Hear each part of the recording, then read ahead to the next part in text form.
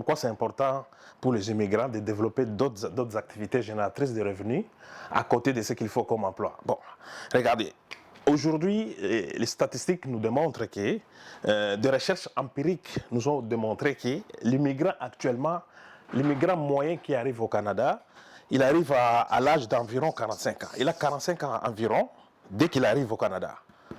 Quand il arrive. Là-dedans, ça, c'est la moyenne. C'est la moyenne. Mais quand il arrive à 45 ans, il a 45 ans, qu'est-ce qui se passe? Ben, ça peut lui prendre encore entre 5 à 10 ans pour qu'il se sente vraiment bien intégré.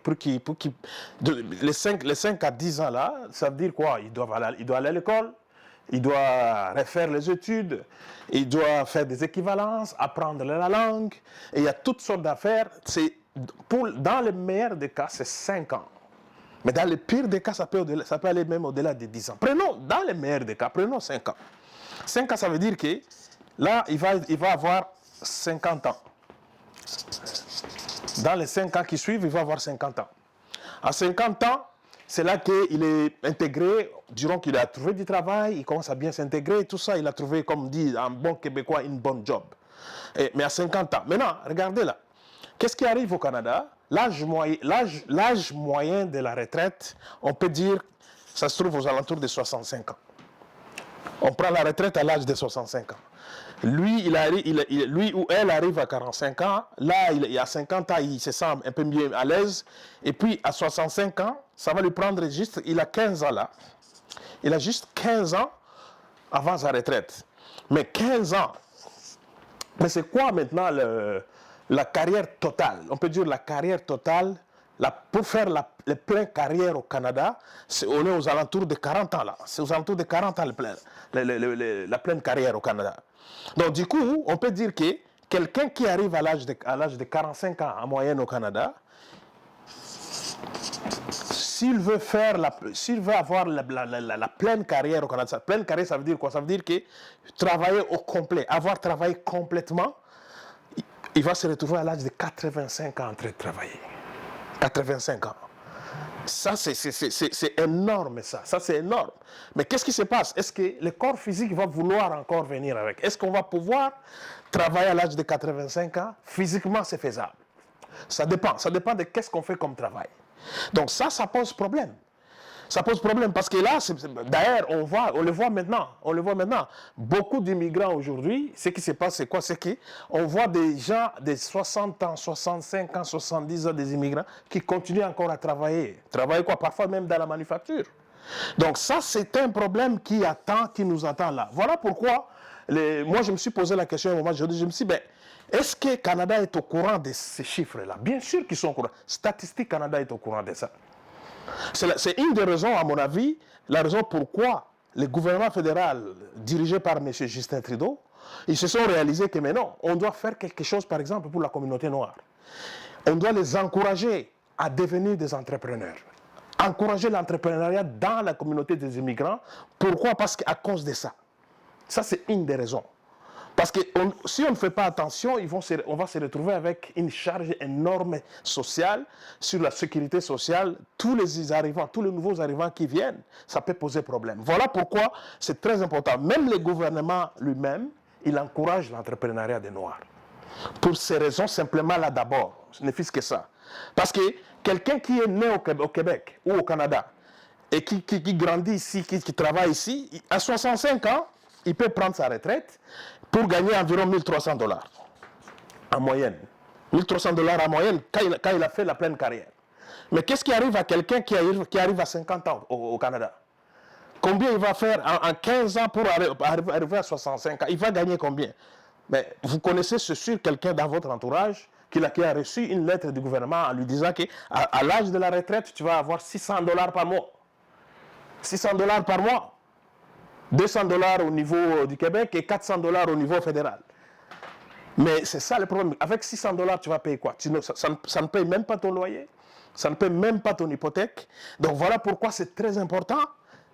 Comme le gouvernement l'a encouragé, même le gouvernement provincial encourage l'entrepreneuriat des communautés noires. Ça, c'est vraiment important. Donc, ça, c'est une introduction pour montrer pourquoi nous sommes là, pourquoi nous voulons vraiment faire profiter de cette présentation à la communauté des immigrants. Mais tout le monde peut en profiter, particulièrement aux immigrants.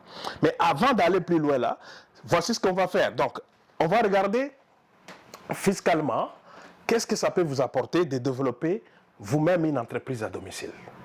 On parlait tantôt de télétravail, mais on parle là d'entreprise à domicile. Quels sont les avantages? Après, on va vous parler, en deuxième partie, quel est le format, le modèle idéal d'une entreprise que tu peux développer à domicile. Nous allons vous proposer un modèle d'affaires que nous encourageons, que les immigrants fassent pour des raisons multiples. On va voir tantôt là. Donc, c'est très important. Je vais vous parler de ça. Il y a des gens qui le connaissent déjà. L'auteur, il est très connu. Hein. C'est lui qui a vulgarisé les notions de finances. Il a vulgarisé des notions de finances pour tout le monde.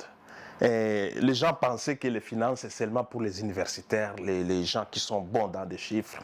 Mais lui, avec son premier livre qui s'appelait Père riche, Père pauvre, je pense que beaucoup de gens le connaissent. Père riche, Père pauvre, c'est ce livre-là. Il a commencé avec ce livre-là, Père riche, Père pauvre. Ça, c'est le livre qui parle de liberté financière. Mais vulgarisé à tel point que n'importe qui, même ma fille a lu ça à l'âge de 9 ans. Parce que c'est écrit de telle façon que c'est facile à lire. Donc, mais après, il a écrit ce livre-là. Ce livre-là, il a écrit les cadrans du cash flow. Bon, je ne vous demande pas d'aller les lire. Vous n'êtes pas obligé. Si vous n'aimez pas lire, ce n'est pas grave. Et pour ceux qui aiment lire, ils peuvent aller les chercher. Mais ça, c'est vraiment important parce que je vais vous le résumer en quelques minutes seulement, mais vous allez comprendre pourquoi ça va faire des merveilles pour vous au niveau fiscal, pour votre porte-monnaie. Très important. Voilà. Donc, les cadrans du cash flow, on va y aller comme ça. Donc, on va dessiner un cercle. On va diviser ce cercle-là en 4 morceaux. En 4 morceaux. Alors, le premier cadran ici, ce cadran-là, le premier ici, c'est le cadran qu'on appelle le cadran des salariés. C'est le cadran des salariés. C'est-à-dire les gens qui sont dans le premier cadran, c'est des gens qui reçoivent, ici au Canada, là nous parlons du Canada par exemple, c'est les gens qui reçoivent à la fin de l'année, quand ils vont faire leur déclaration d'impôt, ils reçoivent des T4 et des relevés 1 pour ceux qui habitent la province du Québec. Pour ceux qui habitent d'autres provinces, c'est les T4 seulement qu'ils reçoivent. Mais au Québec, on reçoit et les T4 pour le niveau fédéral, les relevés 1 pour les impôts provinciaux au Québec. Ça, c'est les salariés. Mais là, ici, quand on est dans ce cadran-là, on va échanger son temps contre de l'argent. Tu donnes ton temps, on te paye. Si tu ne donnes pas ton temps, on ne te paye pas. Si demain tu ne vas pas au travail, on ne va pas te payer. Si tu vas au travail, on te paye. Donc, on va payer ta présence au travail. Donc, ça, c'est le premier cadran. Environ 97% de la population active se trouve dans le premier cadran-là. Mais ce cadran-là est appelé aussi le cadran, moi je dirais, bon, d'une façon péjorative, c'est le cadran des gens qui n'ont pas l'argent, qu'on appelle en anglais, les gens qui sont broke. Dans ce cadran-là, on n'a pas d'argent. Vous allez comprendre tantôt pourquoi. Dans ce cadran-là, on n'a pas d'argent, même si on fait 100 000 $ par an. En passant, les gens qui font 100 000 $ par an au Canada, c'est moins de 1% de la population. Mais ils sont aussi dans ce cadran-là. Aussi longtemps que ça vient d'un salaire, c'est dans le premier cadran. 87% de la population. Très important à comprendre. Maintenant, on va aller regarder le deuxième cadran. Rapidement, le deuxième cadran ici. Le deuxième cadran, c'est le cadran des travailleurs autonomes. Les travailleurs autonomes, ça, c'est des gens, c'est des personnes qui travaillent à leur propre compte. Ils n'ont pas un patron, ils ont leur propre business à eux. Ils dépendent d'eux-mêmes pour faire un revenu. Mais ce qu'il y a en commun avec les salariés ici, c'est qu'eux aussi, ils échangent leur temps contre l'argent. Je vous explique. Prenons quelqu'un qui a un Uber, quelqu'un qui a un chauffeur Uber. Quelqu'un qui fait Uber. Beaucoup de gens dans la communauté font Uber. Quelqu'un qui fait Uber, c'est un travailleur autonome. Il est dans le deuxième cadran. C'est un travailleur autonome. Mais s'il n'est pas assis dans son taxi, il ne fait pas d'argent. Voilà pourquoi il dépend toujours de il dépend de son business. Il est toujours esclave de son business. Comme le premier cadran, c'est un cadran entre guillemets d'esclave. Ici aussi, on est en quelque sorte toujours esclave parce que si l'application n'est pas activée, on ne fait pas d'argent. Donc là maintenant, en quelque sorte, on peut dire qu'on commence à s'améliorer ici, mais ce n'est pas parfait. en soi. Je vais aller directement au troisième cadran. Le troisième cadran maintenant, c'est le cadran ici, le troisième cadran. C'est le cadran de propriétaires d'entreprise. Les propriétaires d'entreprise, c'est tout autre chose. Là, vous voyez, là, on se déplace vers la partie droite des cadrans. Quand on est propriétaire d'entreprise, ça veut dire qu'il y a un système. On va développer un système qui va travailler pour soi au lieu qu'on travaille pour un système. C'est très important là. Et souvent, les gens me demandent, Mastaki, c'est quoi la différence entre un travailleur autonome et un propriétaire d'entreprise? Il y a une grande différence, mais une différence que beaucoup ne savent pas faire. Je vais vous le dire tantôt directement. On a dit tantôt qu'un chauffeur de Uber, lui, il est obligé d'être assis dans son auto pour faire de l'argent. Mais lui, là, un propriétaire d'entreprise, il n'est pas obligé d'être là. Il a développé un système qui va travailler pour lui, au lieu que ce soit lui qui travaille pour un système. Je vais donner l'exemple, toujours avec un Uber. Admettons que, si c'était possible, au lieu que tu sois seul, vous êtes environ à 4. Vous êtes des conducteurs de Uber, vous 4 là. Mais vous faites une association de conducteurs d'Uber, indépendamment des Uber, indépendamment des propriétaires de Uber, mais vous vous arrangez entre vous. Vous allez vous arranger entre vous, vous dites, écoutez, nous on va faire ensemble, tout ce que nous gagnons avec Uber, on va mettre ça ensemble dans un même sac, dans une même poche. On va tout notre revenu, on va mettre ensemble. Et puis ça veut dire que quand moi je ne suis pas là, il y a 3 autres voitures qui sont en circulation, qui gagnent de l'argent. En mon absence, pour plusieurs raisons familiales, des raisons de santé, des voyages, mais je prends la pause et puis il y a 3 voitures qui circulent. Et vice-versa. Donc ça, c'est un système. Quand tu es dans un système comme ça, tu ne dépends pas forcément de ton travail pour faire de l'argent.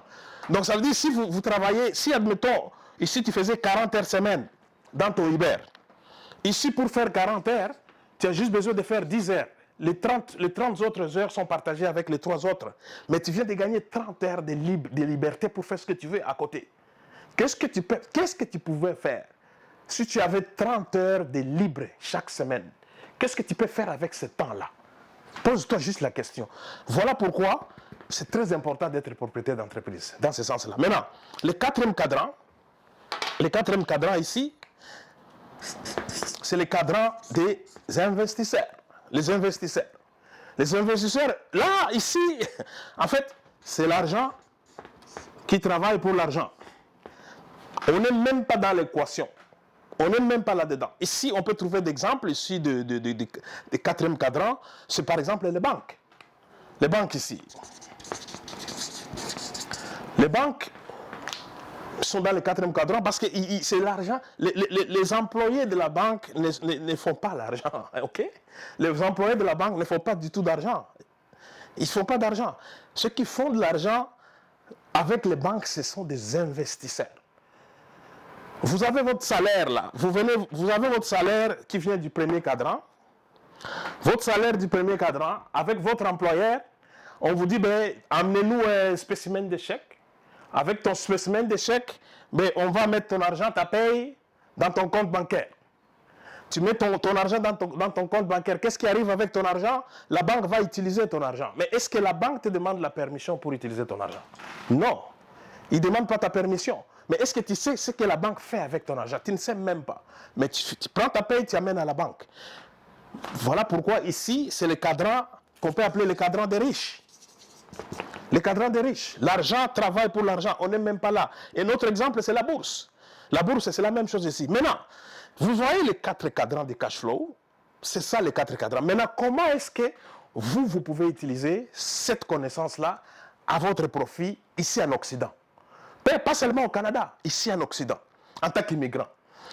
Vous devez comprendre que j'ai parlé tantôt que 97% de la population se trouve dans le premier cadran. Le reste des cadrans, les 3 autres cadrans, c'est environ 3% de la population active qui se trouve dans les 3 autres cadrans. Mais la bonne nouvelle est que pour sortir de ces cadrans, pour sortir de ces 97%-là, pour aller faire partie de ces 3%-là, on ne regarde pas ton diplôme. On ne regarde pas ta race. On ne regarde pas tes origines. On ne regarde pas ta taille. On ne regarde même pas on ne regarde même pas ton casier judiciaire. On ne regarde pas ta cote de crédit. C'est ta propre décision. Et c'est ça la bonne nouvelle. C'est ça la bonne nouvelle. Ce qui est que nous pouvons sortir de ces 97%-là et aller jouer là-bas. Maintenant, ce qu'il faut faire, il faut le faire intelligemment. Ce que nous voyons souvent, c'est que les gens sont dans ces cadrans-là, dans les premiers cadrans. Ils veulent directement, on a parlé des cadrans ici, on peut parler de ça, même si c'est une boutade, là, on me dit c'est le cadran des pauvres. Ils sont ici, ils veulent aller directement jouer dans les cadrans des riches. On le voit souvent là, les gens sortir ici, ils veulent aller là-bas directement. Mais qu'est-ce qui va se passer? Ici, quelqu'un qui est là, dans ce cadran-là, il peut se permettre de perdre 100 000 $. Il peut se permettre d'investir 100 000 $ et puis avec les risques de les perdre sans problème. Mais toi qui es ici, là, déjà en moyenne, on a dit que 100 000 $ ici, dans le premier cadran, c'est moins de 1% de la population qui fait 100 000 par an. Mais tu vas trouver 100 000 où pour aller investir. Donc, tu vas mettre ton 1 000 $, ton 2 000 $ ici, ça va être absorbé. C'est pour cela que vous allez voir aujourd'hui des gens qui sont dans ce cadre-là, aller sortir sur des occasions, dire ouais, je vais investir dans les bitcoins, je vais investir dans le trading, je vais investir dans l'immobilier. Moi-même, je suis fiscaliste et je fais des impôts des gens qui ont des revenus locatifs. Je vous dis, ils ne font pas d'argent. Ils ne font pas d'argent. Donc, si tu veux faire de l'argent, c'est que si gère Robert Kiyosaki, dont on a parlé tantôt, il suggère ceci. Au lieu de faire ça, tu fais ça d'abord comme ça. Tu deviens travailleur autonome. Tu commences à comprendre les systèmes. Tu deviens travailleur autonome. En même temps, on va voir, ce n'est pas parce que tu deviens travailleur autonome que tu as quitté les premiers cadrans. Tu peux combiner les deux cadrans en même temps. Et puis, une fois ici, tu fais vite comprendre, tu vas vite comprendre, tu vas aller chercher la liberté de temps. On va voir tantôt pourquoi c'est important la liberté de temps. Avant d'avoir la liberté financière, il faut avoir la liberté de temps. On va le voir tantôt. Donc ici, tu vas chercher d'abord la liberté de temps. Vous voyez, ici dans mon exemple, on avait 30 heures de gagner ici, qu'on peut faire avec ce qu'on veut. On peut développer même un autre business avec ça, avec les 30 heures là. Donc ici, et après, une fois que tu as fait ça, tu peux maintenant aller devenir investisseur. Ici, l'investisseur, c'est quoi? Il y a des gens qui sont dans le premier cadran, ici. Tu le vois rouler avec une Mercedes. Il y a une Mercedes ici dans le premier cadran. Quand tu le mets en circulation, immédiatement, elle perd de valeur. Elle perd de valeur. Même si c'est à 0 km, une fois que c'est en circulation, elle commence à perdre de valeur. Mais ici, quand il y a une Rolls-Royce, quand tu achètes, tu es ici et tu achètes, tu mets ton argent dans une Rolls-Royce, peu importe son âge, peu importe le kilométrage, peu importe l'année de fabrication, elle gagne toujours de valeur parce que c'est un investissement. C'est comme un objet d'art. C'est très important de comprendre ça, mes chers amis. Donc, c'est important de faire ce schéma-là pour voir combien on peut... Alors, ça, c'est important. Si vous comprenez ça, rappelez-vous de ce schéma-là. Parce que ce que nous allons voir tantôt, ce que je vais vous expliquer tantôt, les conséquences, l'effet fiscal, les conséquences fiscales de comprendre tout ça, ce que ça va vous amener, on va voir tantôt là. Je vous explique tantôt. Voilà. Donc, là, je vais... La suite... On a parlé des cadrans de cash flow. Maintenant, on va revenir là-dessus, mais un autre tableau. Maintenant, on va faire un tableau qui a deux parties. Ces côtés-là, on va mettre les premiers cadrans. C'était les cadrans des salariés. Et puis ici, on va mettre les deuxième et troisième cadrans. C'est les propriétaires d'entreprise ou les travailleurs autonomes. Ça, c'est important. Je demande vraiment votre attention à ce niveau-là parce qu'ici, on rentre vraiment dans la fiscalité, mais la fiscalité pour les débutants, comme on dit là. Comme on dit, la fiscalité ou les impôts ou la fiscalité pour les nuls, comme on dit. Alors, qu'est-ce qui se passe ici? Admettons que je vais prendre un exemple qui arrive beaucoup ici au Canada, particulièrement au Québec ici, le domaine de la santé.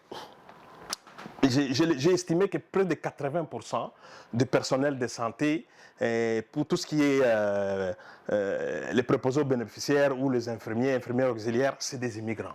C'est des immigrants là, de toute façon. Mais admettons, prenons une préposée moyenne qui fait environ 60 000 $ par an de revenus. 60 000 $ de revenus. Et puis, la préposée se retrouve à la fin de l'année quand elle fait ses déclarations d'impôts, elle se retrouve quand elle a sa paye.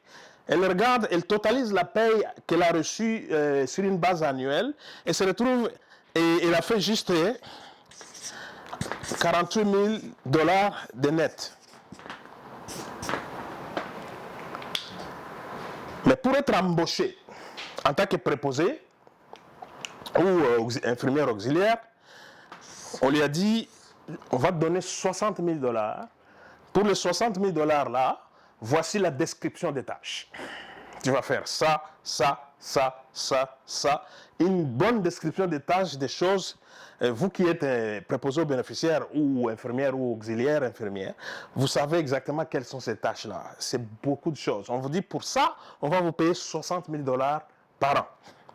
Mais tu arrives, tu totalises ta paye exacte. La paye exacte nette, ça veut dire ce qui arrive dans ton compte bancaire. Avec la paye, la fiche, ce qui se trouve sur la fiche de paye, tu vois que c'est aux alentours de 48 000 $. Tu totalises tout, tu dis, mais où sont passés, la différence de ça, c'est, si mon calcul est bon, c'est 12 000 $. 12 000 $ de différence. 12 000 là, c'est ta différence entre les bruts et les nets. Mais les 12 000 là, quand on t'a donné les 48 000 là, quand tu as reçu les 48 000 comme salaire net exact, ma question que je pose toujours là, et que j'aime poser là, c'est que est-ce que ta description des tâches a changé? Est-ce qu'on a changé ta description des tâches quand tu as reçu les 48 000? Parce que, oublie pas, on t'a engagé sur base de 60 000 avec une description des tâches qui était l'équivalente des 60 000. Mais là maintenant, on te paye 48 000. Mais on n'a pas changé la description des tâches. Vous ne voyez pas pourquoi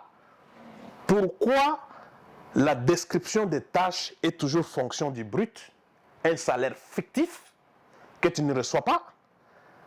Pourquoi la description des tâches n'est pas fonction du net, ce que tu reçois réellement dans ton compte bancaire? Ça, c'est important à poser cette question-là. Je ne vais pas aller jusqu'au point de dire que c'est une arnaque organisée ou officielle. Je ne vais pas aller jusque-là, mais on peut se poser des questions là-dessus.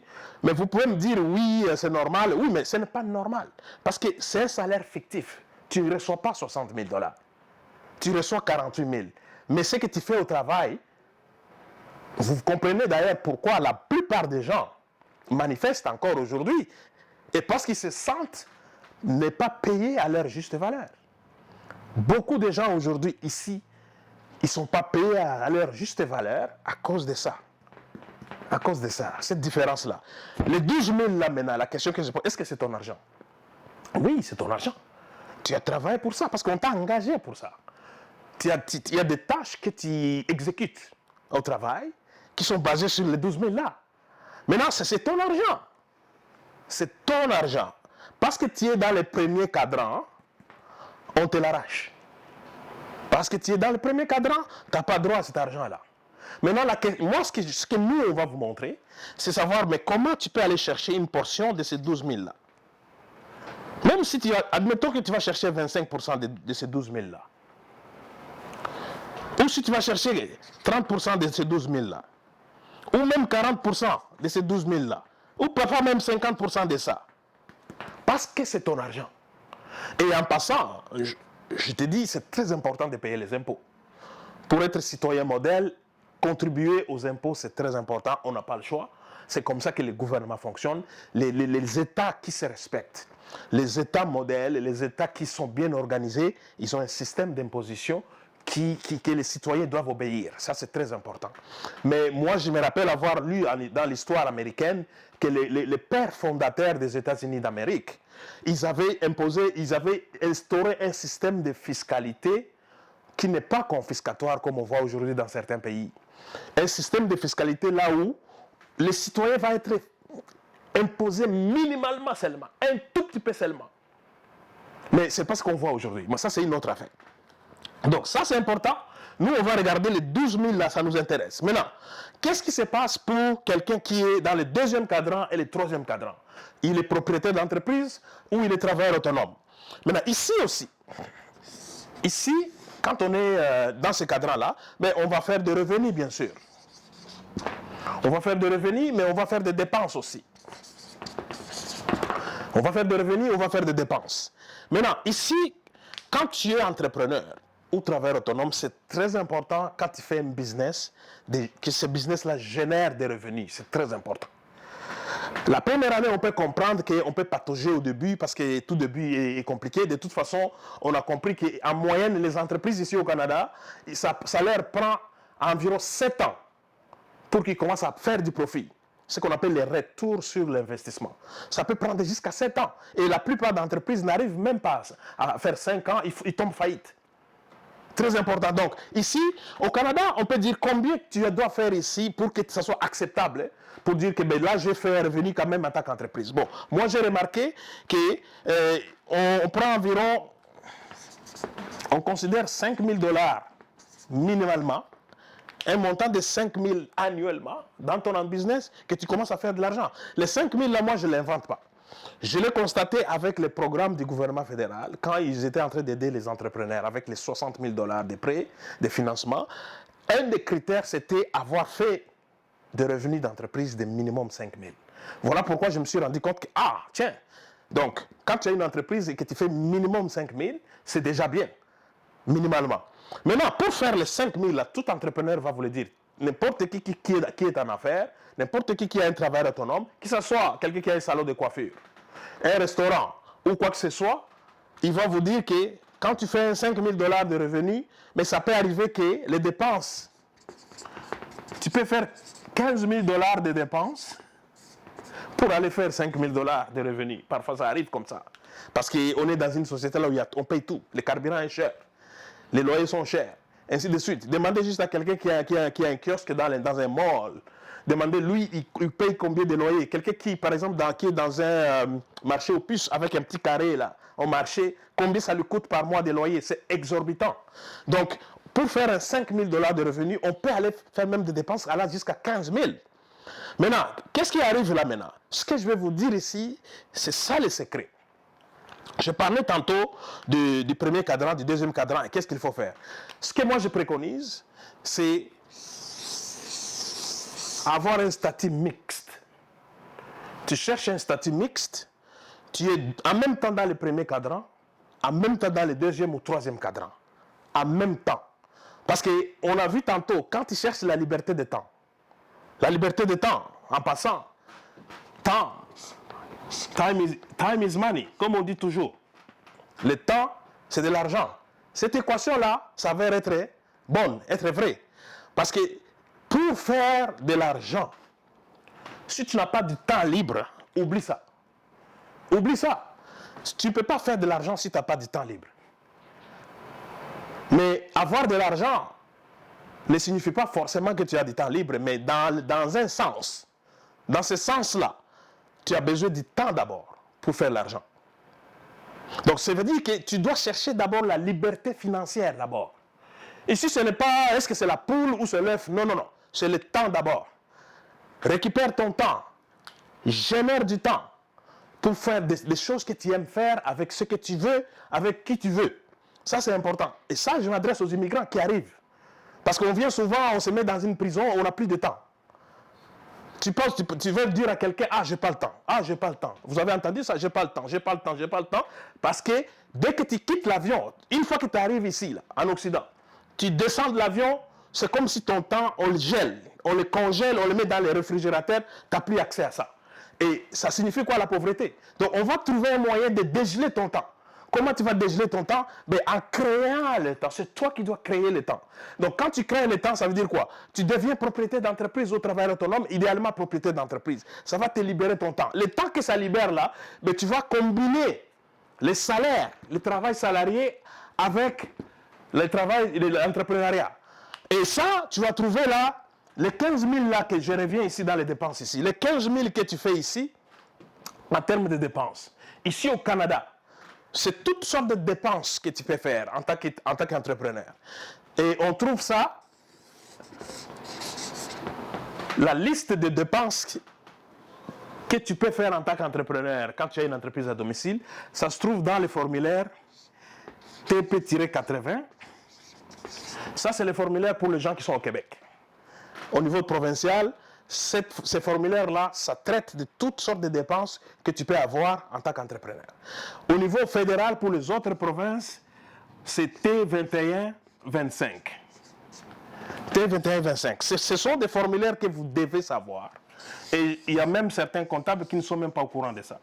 Ça, c'est important de comprendre ces formulaires-là. Parce que c'est là-dedans que tu vas trouver toutes sortes de dépenses légales, officielles, que tu peux déduire quand tu as fait de l'argent dans ton entreprise. Qu'est-ce qui se passe quand tu fais tes déclarations d'impôts? Voilà. Le fait d'avoir les deux statuts-là, c'est comme si tu avais deux têtes. Tu es une personne physique en affaires. Je répète, on parle de personnes physiques en affaires. On ne parle pas d'entreprises incorporées ici. On parle de personnes physiques en affaires.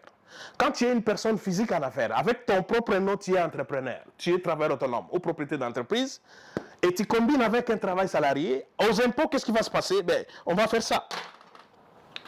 On va prendre les 60 000. On va ajouter les 5 000.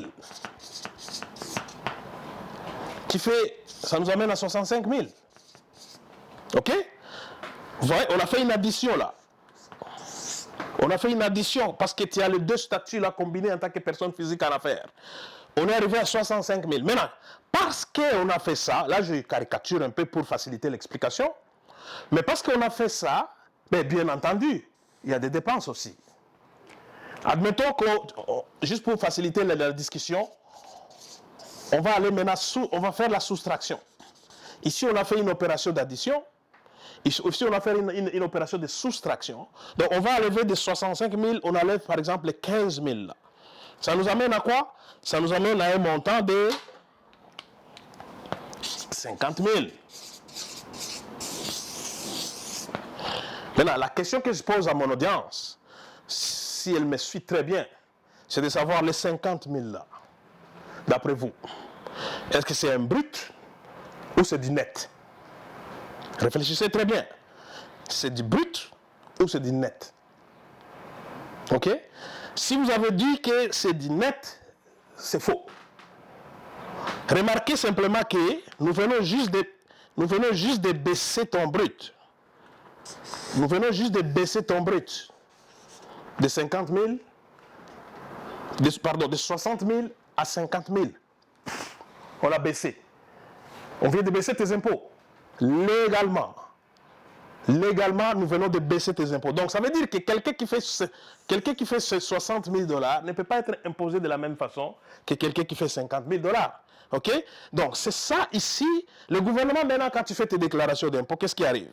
Quand tu fais tes déclarations d'impôts, parce que le gouvernement veut avoir une image claire, réelle de ta situation maintenant. Voilà pourquoi on parle de déclaration d'impôts. Donc, ils t'ont prélevé à la source sur les 60 000. On prélève à la source sur les 60 000. Quand tu fais la déclaration d'impôt, ils remarquent que mais non, nous on t'a prélevé sur les 60 000, mais en réalité, tu as fait juste 50 000 $. Alors il y a une partie de ça qu'on va appeler remboursement d'impôt. Remboursement d'impôt. Donc on va te retourner de l'argent parce qu'on t'a prélevé plus que ce qu'on devait te prélever. Et on parle de remboursement d'impôt. Mais l'inverse est vrai aussi. Ça peut arriver aussi que tu as fait 60 000 $ et toujours en parlant des gens qui sont dans le domaine de la santé, tu as fait beaucoup de temps supplémentaire. Tu as fait beaucoup de temps supplémentaire. Beaucoup de temps supplémentaire et que tu as gagné, au lieu de 60 000, tu as gagné 80 000. Et quand tu fais tes déclarations d'impôts, mais le gouvernement remarque que mais nous, on a prélevé sur les 60 000, mais en réalité, tu as fait 80 000. Donc, tu nous dois de l'argent. Tu nous dois de l'argent. Donc, tu retournes-nous de l'argent. Tu as une dette fiscale. Ça s'appelle dette fiscale. Ça aussi, c'est possible. Maintenant, il y a un phénomène spécial qui s'est passé ici au Québec. Ça veut dire que, surtout dans le domaine de la santé, on avait ce qu'on appelle les TSO, les fameux TSO, les temps supplémentaires obligatoires. Les gens étaient obligés de faire des temps supplémentaires. On les oblige, donc ils n'avaient pas le choix.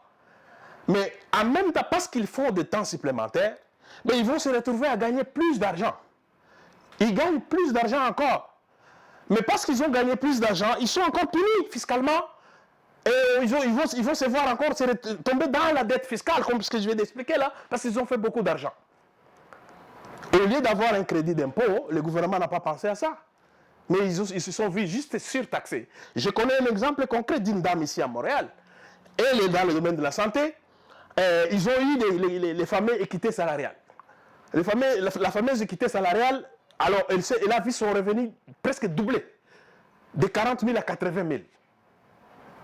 Mais elle vivait, quand elle avait 40 000, elle vivait dans un HLM, c'est des logements à revenu, pour les gens qui ont un revenu modique. Mais là, il y a des critères pour être admissible dans ces logements-là. Mais elle, quand elle a eu 80 000, quand elle a présenté sa déclaration d'impôt, on a dit, mais non, tu n'es plus éligible. Elle s'est vue expulsée de son logement parce qu'elle a fait beaucoup d'argent. Pourtant, c'était de l'argent fictif. Et ça, c'est un cas concret qui est arrivé. Donc, c'est très important de comprendre ce phénomène-là parce que ça peut avoir des répercussions énormes sur nous. Donc, ça, c'est vraiment, si vous comprenez ça, vous comprenez pourquoi maintenant, c'est très important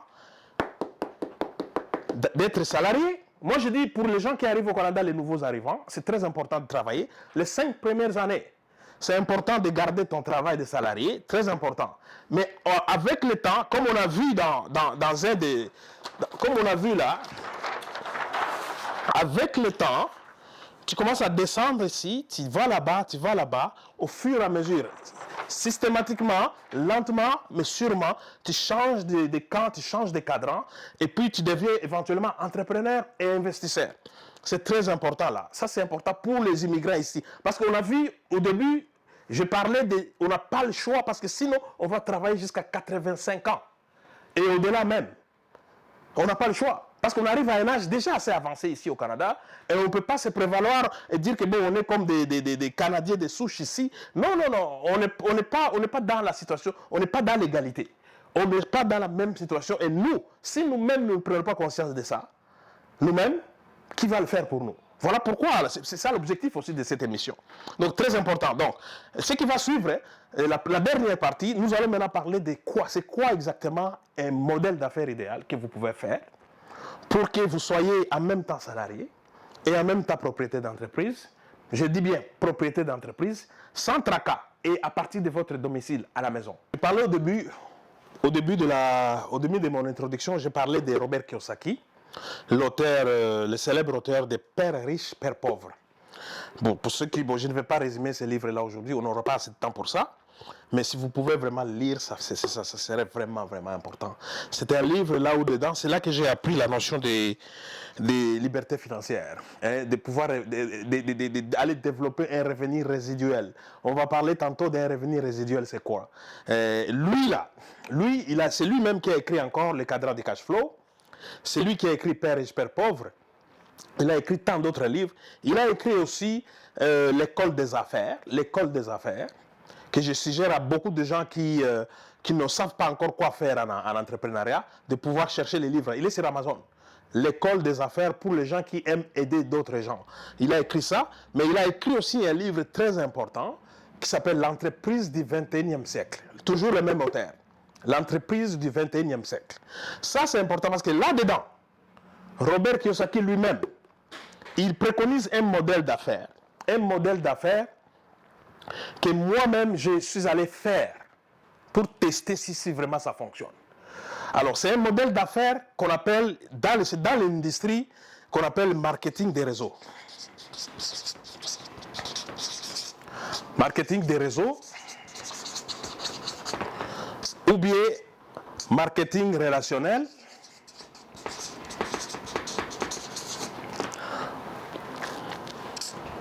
ou bien marketing, on a parlé de marketing relationnel, oui, c'est les deux termes synonymes. Mais c'est l'opposé de ce qu'on appelle le marketing commercial. Le marketing commercial, là, on va faire des publicités pour attirer les clients. Mais dans ce modèle d'affaires-là que je vous explique, moi, alors, je me suis dit, je vais chercher une entreprise dans les domaines-là, une bonne entreprise, parce que c'est très important de faire des recherches d'abord au niveau du moi, je vais faire un marketing des réseaux, une entreprise qui fait du marketing des réseaux, mais dans quel domaine? Dans quel domaine? C'est très important là. Parce que tout ce qu'on veut ici, c'est faciliter la tâche. On ne veut pas s'encombrer. On ne veut pas s'encombrer. Donc, j'ai trouvé une entreprise qui s'appelle ACN. Moi, j'ai trouvé cette entreprise-là en 2013. En 2013, j'ai rencontré cette entreprise-là, qui veut dire All Communications Network. Cette entreprise-là, aujourd'hui, elle existe maintenant depuis, ça fait déjà 31 ans que cette compagnie-là existe. Donc moi, quand je démarrais cette entreprise-là en 2013, la compagnie avait déjà environ 20 ans, était déjà 20 ans en affaires. Donc je me suis dit, cette entreprise-là, c'est sûr et certain que si elle a fait déjà 20 ans en affaires, donc elle a une crédibilité solide. Et puis j'ai demandé, mais c'est qui sont derrière l'entreprise? Qui sont les cofondateurs? Qui sont les gens qui sont derrière l'entreprise? J'ai cherché à rencontrer les cofondateurs. C'est une entreprise américaine, c'est américaine, qui est basée aujourd'hui dans l'état de la Caroline du Nord, juste à côté de la ville de Charlotte, une petite ville qui s'appelle Concord. C'est là que se trouve l'entreprise, le siège principal de l'entreprise. Je suis allé rencontrer les cofondateurs là-bas. J'ai parlé avec eux, j'ai discuté avec eux, j'ai assisté à des formations avec les quatre. Ils sont quatre. C'est quatre messieurs qui ont créé cette entreprise-là depuis 30 ans et qui sont toujours ensemble jusqu'à date au moment où je vous parle. Cette entreprise développe des choses extraordinaires. Ça aide les gens, mais c'est là que j'ai trouvé, parce que moi personnellement, ayant vécu déjà là 35 ans en Occident, j'ai rencontré beaucoup de situations, 20 ans en Europe et 15 ans ici au Canada. J'ai rencontré beaucoup de situations, que ce soit du racisme, tout ça au travail. J'en ai vu de toutes les couleurs. Mais quand je suis arrivé là-dedans, je me sentais chez moi à la maison. Parce que j'ai vu des gens de toutes les couleurs, de toutes les religions, et des gens de toute opinion politique. Mais ils avaient quelque chose en commun. Ils cherchaient la liberté financière, la prospérité financière. Alors là, moi, je me suis retrouvé vraiment à la maison. Et là, j'ai commencé à faire mon business de ACN combiné avec mon travail à l'époque de juriste. Je continuais à faire mon travail. En même temps, je développais mon entreprise à domicile avec ça. Alors, qu'est-ce que cette entreprise offre comme service? C'est très important ça aussi. Parce que, je vous disais tantôt, on ne veut pas s'encombrer. On ne veut pas s'encombrer. Donc là, l'entreprise est principalement dans le domaine de télécommunications. On est dans le domaine des télécommunications. Deuxièmement, nous sommes aussi dans le domaine de l'énergie. L'énergie, on parle d'électricité et de gaz naturel, ici au Canada et aux États-Unis. Énergie, électricité et gaz naturel, très important. Nous sommes aussi dans le domaine de voyage. Domaine de tourisme, voyage, c'est très important. Nous sommes aussi dans le domaine bancaire. Domaine bancaire, c'est tout ce qui est machine interact pour les commerçants. Tu installes ça dans un commerce, les clients payent leurs factures, ils payent leurs marchandises avec les cartes de crédit, cartes de débit. Tu peux avoir un pourcentage de la transaction chaque fois qu'un client passe sa carte. Ça, c'est le domaine bancaire. Nous sommes aussi dans le domaine de l'immobilier. Immobilier, principalement, nous, on n'est pas des agents immobiliers. On n'est pas des agents immobiliers, on n'est pas des courtiers immobiliers, mais on travaille avec une entreprise qui fait déjà des courtages immobiliers, qui s'appelle 812. C'est une grosse entreprise immobilière qui fait partout au Canada, dans le commercial, dans le résidentiel et dans l'agricole. Très important. Vous cherchez à investir dans l'immobilier, vous cherchez à aller dans le milieu de l'immobilier. Voilà la façon la plus facile d'aller gagner de l'argent sans devoir être courtier immobilier, sans devoir être agent immobilier, mais vous pouvez faire de l'argent là-dedans. C'est très important. Nous sommes aussi dans le domaine de la domotique. Domotique, c'est tout ce qui concerne les systèmes d'alarme et protection, systèmes d'alarme, surveillance des caméras, tout ça là. Nous sommes aussi dans ce domaine-là. Ça, c'est important. Nous sommes aussi dans le domaine de la protection, de confidentialité des données numériques. Tout ce qui est cybercriminalité. Le Canada, c'est un des pays visés vraiment par les cybercriminels. Et développer un logiciel, ACN a amené un logiciel au niveau du marché qui s'appelle ID-Seal. Ce logiciel-là, ça vous permet de vous protéger contre tout piratage. Vos informations sont dans les médias sociaux, vos mots de passe. Aujourd'hui, on fait les bancaires en ligne. On n'est plus obligé d'aller à la banque pour transférer de l'argent ou pour retirer de l'argent. On fait tout se fait en ligne, mais votre empreinte digitale, comment vous allez protéger ça? ACN a développé un logiciel vraiment très important là-dedans. Donc j'ai parlé de télécom, énergie, voyage, bancaire, immobilier, domotique. Maintenant, ici c'est important, pour ceux qui sont au Canada, c'est très important ici. Je vais parler de ces domaines-là. Je vais parler de ces domaines-là. Je vais parler aussi de ces domaines-là. Principalement. Parce que ici, ACN s'est associé avec une grosse entreprise qui est connue au Canada, qui s'appelle TELUS. TELUS, là, c'est une grosse entreprise, là, qui vaut plus de 8 milliards de dollars. Imagine, TELUS, en quelque sorte, moi j'ai compris que c'est comme si TELUS, en réalité, pour la branche des télécoms, avec l'association, avec ACN, elle s'est lancée carrément dans le marketing des réseaux. Parce que ce sont les représentants qui sont là dans le marketing des réseaux, qui commercialisent tous les services de TELUS maintenant à leurs clients, à leurs proches, ainsi de suite. Ça, c'est important de comprendre. Donc, c'est le meilleur réseau au Canada, TELUS, qu'on est associé avec. C'est très important à comprendre. Domaine de l'énergie. Vous savez très bien que le domaine de l'énergie, ici au Canada, il fait parfois très froid, mais il peut faire aussi très chaud. Maintenant, comment, en hiver, prenons des provinces comme l'Alberta, les Manitoba, là où il fait encore beaucoup plus froid en hiver. Mais vous connaissez des factures de courant que les gens payent? Aimeriez-vous être payé sur des factures d'électricité, sur des factures de courant ou sur des factures de gaz quand les gens cuisinent? Vous pouvez faire ça et aller chercher une partie de cette facture-là qui vous revient chaque mois. Je vais vous démontrer ça tout de suite tantôt. Là. Domaine de l'immobilier, je l'ai dit tantôt. Vous voulez acheter vous-même votre maison. Vous voulez acheter vous-même. Moi, j'ai fait des impôts pour les gens qui ont par exemple, des logements à location, qui ont des locataires. Mais j'ai remarqué que juste les intérêts, là, pendant 25 ans,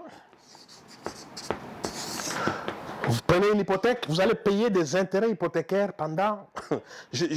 juste les intérêts hypothécaires que vous payez, ça peut aller jusqu'à 150 000 $ à côté du montant capital emprunté.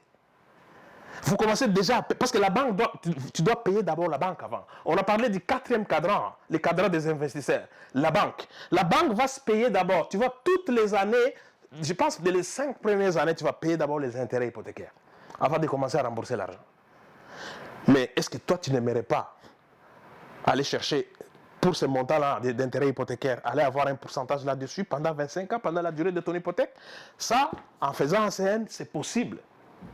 Particulièrement pour les gens qui habitent d'autres provinces sauf le Québec. Le Québec, il y a un autre système qui est là, je ne vais pas rentrer dans le détail, mais dans d'autres provinces, à part le Québec, tu peux être payé sur ta propre hypothèque pendant 25 ans, si tu es ton propre client, pour ta propre maison que tu as achetée à travers ce mécanisme-là. Très intelligent. Donc, je voulais vous montrer ça. Donc, c'est des services essentiels. Tu veux pas. Télécom, là, on parle de téléphone cellulaire. On parle d'Internet résidentiel, téléphone résidentiel, télévision. On parle de toutes sortes de services là que les gens utilisent chaque jour. Ils payent ces factures-là chaque mois. Ne voudrais-tu pas être payé sur ta propre facture de téléphone cellulaire?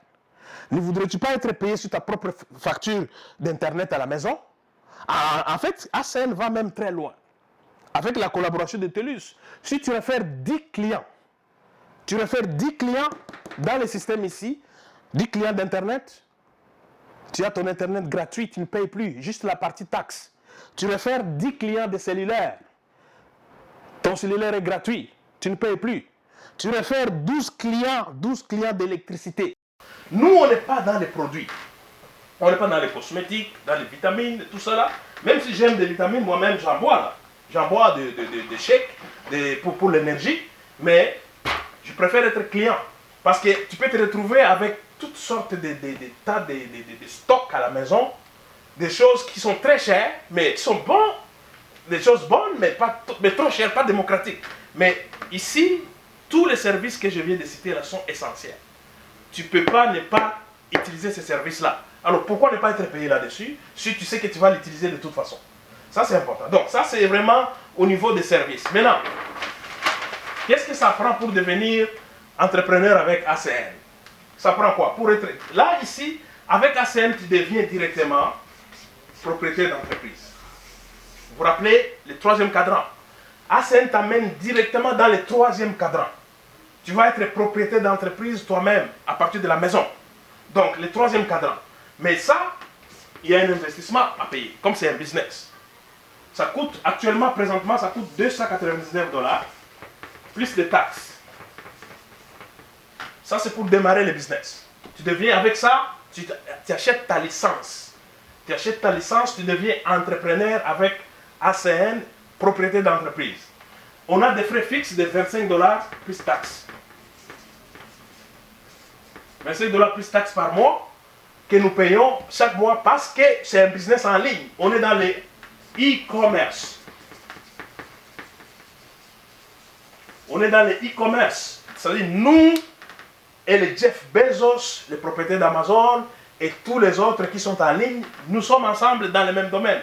Nous sommes dans le e-commerce. Ça veut dire que quand tu vas payer tout ça, mais tu vas avoir un site web à toi. Un site web personnalisé à ton nom, mais disponible au Canada et aux États-Unis et partout là où ACN opère, parce que tu es en ligne. Parce que tu es en ligne aussi. Tu n'as pas besoin d'aller monter un site web toi-même, le mettre à jour chaque mois, chaque année. Non. ACN fait tout ça pour toi. Tu vas avoir aussi un système qui travaille pour toi. Je parlais des propriétaires d'entreprise. Dans le troisième cadran, je parlais d'un système. Un système qui va travailler pour toi, au lieu que toi tu travailles pour un système. Donc, ici on va te montrer un système. Un système, ça veut dire quoi? Tu vas avoir un service à la clientèle. Tous tes clients là vont être servis par un service à la clientèle qui va être là pour servir tes clients. Ce n'est pas à toi de faire de courir derrière tes clients pour demander qu'ils payent les factures. Non, tes clients, ils vont avoir un service, un numéro de service à la clientèle là où il y a des gens qui travaillent là pour nous, pour servir nos clients. Ce sont des salariés qui sont là, qui travaillent pour nous. Très important là. Des gens qui sont dans le premier cadran vont travailler pour nous, pour servir nos clients. Très important. Alors, un système là. Maintenant, ta licence ici, c'est une licence que tu renouvelles chaque année. Chaque année, tu renouvelles ta licence avec 49 $. Plus taxes. Tu renouvelles ça chaque année parce qu'une licence, bien sûr, elle est renouvelable. C'est la même chose. Si tu achètes là, on parle d'une sorte de micro-franchise. Ça, c'est une sorte de micro-franchise. Mais on a des macro-franchises, par exemple, des McDo. Les McDo, là. McDo, des petits Morton, des Jean Coutu. Tout ça, c'est des grosses franchises. Mais ça coûte beaucoup d'argent. McDo, ça peut aller jusqu'à 2 500 000. La franchise de McDonald's. Tim Hortons, ça peut aller jusqu'à 300 000. Jean Coutu, pareil. Mais nous, on vous permet d'investir avec peu d'argent. En fait, en réalité, le coût annuel que tu vas dépenser dans ce business-là, la première année, le coût annuel au total, j'arrondis, c'est 700 $.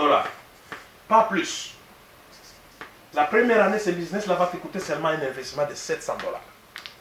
700 $. Toute l'année, la première année. La deuxième année, le coût là est baissé à 401 $. La deuxième année. Tu vois, donc ça c'est un business intelligent. Au lieu que les coûts montent, ça baisse. Donc on va couper presque en deux ton investissement. Mais là, nous, on va te montrer. Je parlais tantôt, si vous vous rappelez très bien, je parlais au Canada, la plupart d'entreprises, ça leur prend environ 7 ans pour aller faire les retours sur l'investissement. Ça peut prendre jusqu'à 7 ans pour faire les retours, comme on dit en bon français, Return on Investment. ROI, Return on Investment, retour sur l'investissement. Ici, chez nous, c'est quoi le délai de retour sur l'investissement? Moi, je peux te montrer en un mois, juste un mois, pour aller chercher non seulement toute la dépense annuelle que tu devrais faire dans ton entreprise, mais en fait, je vais te montrer comment aller chercher en réalité le double de ça. Dans ton premier mois, aller chercher 1 500 $ dans ton premier mois et faire non seulement les retours sur l'investissement, mais en réalité être à profit. Être à profit. Ça, c'est comment ça se fait? Parce que tu vas voir, nous avons 4 façons d'être payés. 4 façons d'être payé dans ce business-là. La première façon, tu vas être payé une sorte, ce qu'on appelle le revenu résiduel. Revenu résiduel. Un revenu résiduel. On te paye, tu vas faire partie du club de revenus résiduels. Donc, un revenu résiduel, c'est quoi? C'est un revenu que tu travailles une fois. C'est important là. C'est en anglais residual income. Ou bien revenu récurrent. C'est un revenu qui revient chaque mois. Tu n'as plus besoin de travailler pour ça. Ça revient chaque mois. Tu fais un travail une fois. Pour ce travail-là que tu as fait une fois, on va te payer mois après mois. Mois après mois. Année après année. Tu n'as plus besoin de travailler pour ça. Donc, je vais donner un exemple. Admettons, tu vas abonner un client d'Internet. Prenons un service d'Internet. Quelqu'un, tu vas l'aider à s'abonner. En plus de ça, ce n'est même pas toi qui vas l'abonner. En fait, tu vas l'aider juste à appeler un service à la clientèle que nous on a. Et quelqu'un, à la fin de la ligne, va aider ton client à s'abonner. Il va faire tout ça pour toi. Toi, tu peux juste accompagner ton prospect pour qu'il prenne son Internet. Une fois fini, la personne commence à payer sa facture d'Internet. Chaque mois, toi, tu vas garder un pourcentage. Ton pourcentage va être... Ça va se situer entre 3% jusqu'à 20%. Chaque mois sur toute la facture, toutes les factures des clients que tu vas faire avec ce business-là, tu vas être payé entre 3% jusqu'à 20% de ça. D'une façon résiduelle. Donc, ça revient chaque mois. Pas seulement une fois, là, une petite commission, une fois et puis c'est fini. Non, non, non. Chaque mois. Mois après mois, année après année. Et ça, c'est pas seulement pour l'Internet. Tous les services dont j'ai cité là tantôt sont assujettis aux revenus résiduels que tu peux gagner. La deuxième façon qu'on est payé, est parce que nous, on est dans le marketing des réseaux. Donc, c'est très important de développer un réseau d'affaires.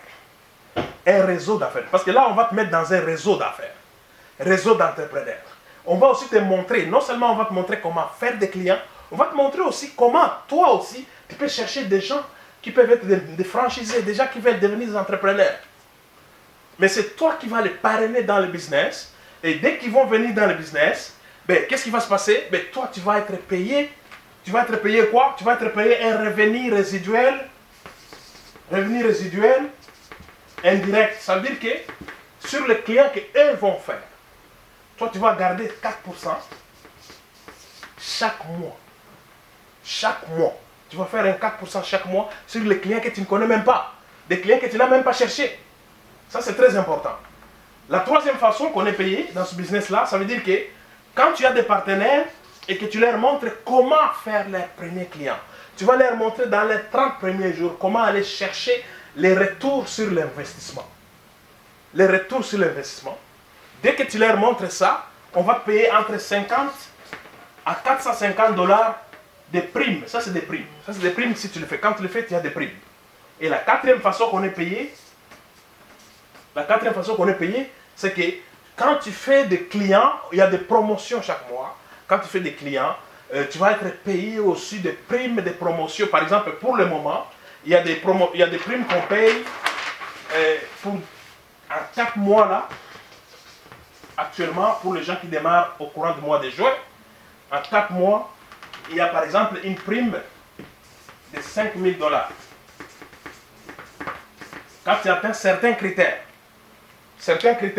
moi je suis capable de montrer aux gens comment atteindre ces critères-là, bien sûr. Tu peux faire un 5 000 dollars juste en prime. On te paye comme ça un dépôt direct en argent quand tu atteins certains critères en 4 mois. Ça, c'est des gains d'argent que tu peux faire. Donc, on voit bien que ça, c'est une entreprise que tu peux faire pas seul, mais en tant que propriétaire d'entreprise, parce que tu vas avoir des associés, tu vas être dans une équipe, dans un système, ainsi de suite. Donc, tout ce que tu as à faire, c'est tu vas participer à des formations. Tu vas participer à des formations en ligne. Ça, c'est Zoom. À partir dans le confort de ton salon, tu peux assister à des formations sur Zoom. Comment faire les clients, comment atteindre des partenaires, comment agrandir ton réseau de distribution. On fait aussi des formations en présentiel. En présentiel, ça c'est des informations que nous faisons localement ici, à Montréal, au Canada, mais aux États-Unis aussi, à l'international. Tu peux aller assister et être coaché par les meilleurs des meilleurs au niveau de la compagnie. Être coaché, c'est extraordinaire. Avoir un réseau là où tu te retrouves avec des millionnaires, là où vous êtes ensemble, tu reçois des idées, Un environnement que tu ne pouvais pas avoir facilement en quittant l'école. Et qu'en réalité, il y a des riches. Aujourd'hui, il y a des riches qui payent des écoles privées à leurs enfants juste parce qu'ils veulent que leurs enfants se trouvent dans un environnement de gens riches. Mais ici, tu es dans un environnement d'entrepreneurs, de millionnaires, avec juste moins de $300 d'investissement. Ainsi de suite. En passant, tout ce que tu investis ici dans ce business-là, tout ce que tu payes en investissement, là, tous ces frais-là, tous les frais que tu payes ici sont déductibles d'impôts. Sont déductibles d'impôts comme frais de démarrage. Vous vous rappelez le formulaire TP-80 et T2125? Dans ces formulaires-là, vous allez voir, il y a une rubrique qui s'appelle frais de démarrage comme dépenses. Ça vient de là, ça sort de là. Donc très important, vous ne perdez. Ici, on ne perd pas d'argent. On gère 3 choses importantes. La première chose, ça veut dire que ça prend bien sûr des efforts. Il faut fournir les efforts. Ce n'est pas fait gratuitement. Pour gagner là-dedans, il n'y a rien, la manne ne tombe plus. Tu vas faire des efforts pour gagner quoi que ce soit. Très important ici. Ici aussi, ça prend des efforts. Deuxième chose, il faut que tu saches que tu vas développer des aptitudes. On va t'aider à développer certaines aptitudes que tu n'avais pas avant. Il y a certaines aptitudes que tu n'avais même pas apprises à l'école. Comme par exemple parler en public. Présenter le business. Se sentir à l'aise. On va développer des aptitudes ici. Très important. Il faut juste être disposé, prêt à pouvoir apprendre en assistant aux formations. Et la troisième chose, bien sûr, c'est dévouer. Le dévouement. Le dévouement, c'est important parce que là, on parle de ton pourquoi. Tu démarres dans ce business-là avec un pourquoi dans la tête. Pourquoi j'ai fait ça? Est-ce que je vais envoyer mes enfants à l'école privée? Est-ce que je vais acheter une maison à mes enfants? Est-ce que je vais bâtir quelque chose au pays, en Afrique, ou en Haïti, ou dans ton pays d'origine? Est-ce que je vais juste avoir un petit $100, un petit $100 qui rentre chaque mois d'une façon résiduelle? Un chèque qui ne vient ni de ton employeur, ni du gouvernement, mais un troisième chèque qui vient de ça, même si c'est juste un $100, ça goûte très bien. Je vous assure. Je vous assure. Et puis, en plus de ça, un $100 qui rentre comme ça chaque mois, par automatisme, mais ça vaut $60,000 en finance. Est-ce que ta banque t'a déjà envoyé une lettre disant, ok, monsieur tel ou madame tel, à partir de ce moment, chaque mois, on va t'envoyer un $100 dans ton compte? As-tu déjà reçu une lettre comme ça de ta banque? Je parie que non. Pourquoi? Parce que, dans cette économie-là, qui peut immobiliser $60,000 dans un compte bancaire comme ça, et puis sans bouger? Et pour que ça fasse $100 en intérêt, tu dois avoir 2% d'intérêt. C'est impossible. C'est impossible d'avoir 2% d'intérêt avec un compte bancaire là aujourd'hui. Impossible. Donc, la banque ne va pas t'envoyer $100 chaque mois comme ça, peu importe l'argent que tu déposes dans ton compte bancaire. Mais ici, te montrer comment faire un $100 de résiduel chaque mois, joke, comme on dit en bon québécois, joke, ça veut dire c'est une blague. Donc c'est très important. Là, ça c'est une formule que moi et Robert Kiyosaki, une formule, un mode d'entreprise, un modèle d'affaires que vous pouvez faire comme moi je l'ai fait. Et ça m'a permis de libérer le temps. J'ai libéré le temps le temps que j'ai libéré ici, ça m'a permis de créer 2 autres entreprises. Ça m'a permis en même temps d'être libre de mon temps pour pouvoir être là avec ma famille, être là avec mes enfants. Les amener à l'école, les ramener de l'école. Sans stress. Et troisièmement, de voyager avec la liberté de voyager. C'est très important. En tant qu'immigrant, on n'est pas venu dans ce pays-là pour se sédentariser. Hein? On n'est pas là pour se sédentariser. On n'est pas venu pour sédentariser. Mais tu peux être sédentaire si tu arrives dans un job là où tu restes dans le premier cadran. Tu restes là, tu as trouvé un travail, tu penses que c'est tout. Non. Ok? C'est très important, mes chers amis. Merci beaucoup. Pour me contacter, bien sûr, si tout ce que nous avons parlé ici vous intéresse et que vous avez encore des questions, parce que c'est possible, mais je suis accessible. Premièrement, si vous voulez me parler d'abord, et me parler, en discuter, bien sûr, mon numéro de téléphone, c'est le 438 936 11 30. Ça, c'est mon téléphone direct pour me rejoindre. Je suis aussi sur les médias sociaux avec mon nom. Au niveau des médias sociaux, vous pouvez me trouver dans les médias sociaux sur Facebook. Mon nom sur Facebook, c'est Mastaki. Mastaki Della. Avec ça, vous me trouvez sur Facebook. Maintenant, moi, personnellement, comme je disais tantôt, je suis entrepreneur. Et je suis congolais d'origine. Ça fait 35 ans que j'ai quitté l'Afrique, le Congo, que j'habite au Canada. J'ai fait 20 ans en Europe. Je suis juriste de formation, j'ai étudié le droit. J'ai étudié le droit à l'université de Gand, néerlandophone. Je parle 5 langues couramment. J'ai étudié mon droit, je l'ai fait en néerlandais en Belgique. J'ai travaillé à un très haut niveau en Belgique, au niveau du Conseil d'État en Belgique, dans la chambre néerlandophone. Et je suis venu au Canada, ça fait 15 ans. J'ai travaillé aussi ici au Canada à l'aide juridique de Montréal. Après 6 ans, j'ai décidé d'aller en entrepreneuriat. Et puis aujourd'hui, j'ai la grâce et la chance d'être co-auteur d'un livre qui est devenu un best-seller sur Amazon. Ça s'appelle Global Conscious Entrepreneurs. Entrepreneurs Leading the World. Ce livre-là, moi j'ai un chapitre là-dedans, bien sûr. Vous allez voir ici mon chapitre. Et pour ceux qui aiment lire en anglais, bien sûr, vous allez voir mon chapitre est là.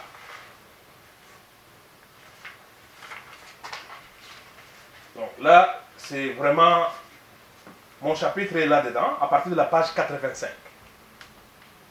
Là, on parle de moi et c'est mon chapitre. Je parle des immigrants, du courage des immigrants. Qu'est-ce que ça leur prend pour être riche ici en Occident? Ça prend quoi? Je parle de ça là-dedans. Et c'est un livre qui est coécrit avec beaucoup, qui est produit par une dame qui s'appelle Mary Diamond, qui est une femme extraordinaire, qui a même produit les fameux documentaires, les fameux livres, les fameux documentaires, films qui s'appellent The Secret. Elle se trouve dans les films The Secret. Très intéressant si vous voulez aller regarder même les documentaires. Donc, c'est ça moi, je suis père de famille, j'ai 3 enfants, ma femme, nous habitons à Montréal. Donc, nous sommes là pour aider les immigrants qui arrivent ici, avec toute l'expérience que nous avons acquise, pour les gens qui viennent d'arriver, à pouvoir vite ne pas faire les erreurs que nous avons commises au début, pour leur faciliter la tâche.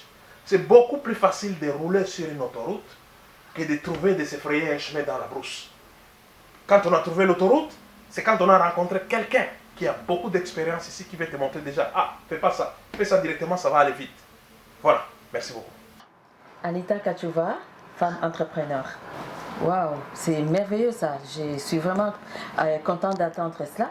Mais là, dis-moi un peu, pourquoi une entreprise à domicile? Ben, regarde, avec la pandémie, on a eu la notion de télétravail. Les gens ont parlé beaucoup une des notions que la pandémie nous a apportées, c'est quoi? Le télétravail. Mais quand tu fais du télétravail, tu travailles à la maison pour le compte de ton employeur. Mais pourquoi tu ne peux pas travailler à la maison pour ton propre compte? C'est ça l'entreprise à domicile. Maintenant, c'est très important de savoir pourquoi tu veux faire ça, quels sont les avantages, inconvénients et qu'est-ce qu'il y a à développer là-dessus. Il y a beaucoup d'implications que nous voulons apporter particulièrement à la communauté, à tout le monde, mais particulièrement à la communauté des immigrants. Mais j'ai une question à ce sujet. Est-ce que c'est tout le monde qui est capable de faire cette activité, c'est-à-dire ce business à partir de la maison? J'aimerais quand même savoir. Oui, ben, absolument. Développer une entreprise, c'est une activité qui est génératrice de revenus. Et le Canada, parce que nous sommes au Canada bien sûr, et le Canada c'est un pays qui encourage l'entrepreneuriat. Et particulièrement, j'ai fait un clin d'œil au Premier ministre Justin Trudeau avec la mesure qu'il a prise le 21 mai 2021, quand ils ont lancé officiellement le fonds de prêts pour encourager l'entrepreneuriat des communautés noires du Canada. Ah, je vois qu'il y a vraiment des choses intéressantes. Oui. J'aimerais en savoir plus. Merci, d'accord.